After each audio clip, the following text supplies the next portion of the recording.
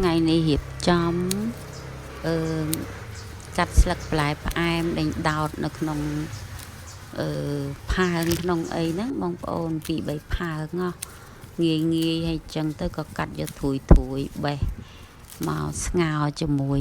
ប្រហិតថៃឆ្លាតហើយនឹងសាច់ជ្រូកច្រាមបន្តិចណាចាលាយផ្ទីបន្តិចទៅមានស្លឹកបាសតិចមកហ្នឹងហើយចេះតែបេះទៅធម្មជាតិហើយទឹកពុះបងខ្ញីប្រទះចូលទៅចាអស់ខ្ញីហើយបើតាមពិតដាក់ខ្ញីរៀងច្រើនបន្តិចហើយប្រហិតថៃឆ្លាតហ្នឹងគឺខ្ញុំបុកវា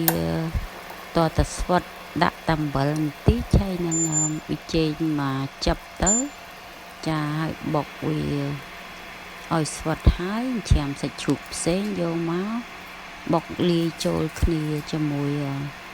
ប្រហិតថៃឆ្លាតដែរបងប្អូនហើយចា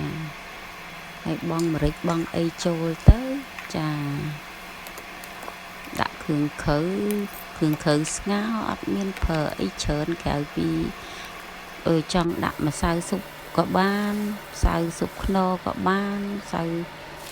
ស៊ុបមាន់ស៊ុបត្រីអីស្រេចចិត្តទេប៉ុន្តែខ្ញុំប្រើប៊ីចេងបងប្អូនខ្ញុំដាក់មកចាប់ហើយស្ករបន្តិចទៅហើយមានអំបិលបន្តិចទៅចាអត់ដាក់អីទឹកត្រីអីញ៉ៃទេចាហើយឆ្ងាញ់បងប្អូនហើយទឹកពុះក៏បងបន្លែនឹងចូលទៅចាជាការស្រេចដួសពេលឆ្អិនទៅយើងពងខ្ទឹមដាក់ប៉ុន្តែអត់បានថតបងប្អូនចាពងខ្ទឹមដាក់ហើយជាការស្រេចហើយចាញ៉ាំមកអានឹងម្ហូបសុខភាពបងប្អូនល្អចាដាក់ខ្ញីរៀងច្រើនតិចទៅក៏បានដែរចាតាមការចូលចិត្តណា